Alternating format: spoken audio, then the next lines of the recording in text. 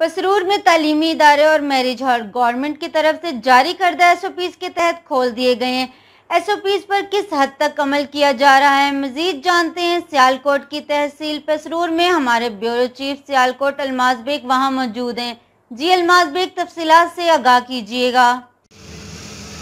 जी बिल्कुल, मुल्क भर की तरह पसरूर में भी 6 माह की तवील बंदिश के बाद तमाम तलीमी अदारे और मैरिज हॉल्स हुकूमत की जानिब से जारी करदा SOPs के तहत खोल दिए गए हैं। निजी और सरकारी स्कूलों में हुकूमत की जानिब से जारी करदा SOPs पर अमल दरामद करते हुए तमाम बच्चे और टीचर मास्क और हैंड सैनिटाइजर का इस्तेमाल कर रहे हैं। मैं आपको यहाँ पर यह भी बताता चलूँ कि जिस तरह तमाम तलीमी इदारों में हुकूमती SOPs पर मुकम्मल तौर पर अमल दरामद किया जा रहा है, इसी तरह मैरिज हॉल में भी SOPs पर अमल दरामद किया जा रहा है, क्योंकि तवील बंदिश की वजह से मैरिज हॉल इंडस्ट्री से वाबस्ता बेरोज़गार अफराद फाका कुशी पर मजबूर होकर घरों में बैठ गए थे। मैरिज हॉल्स खुलने के बाद इस इंडस्ट्री से वाबस्ता अफराद के चेहरे खिल उठे हैं। जी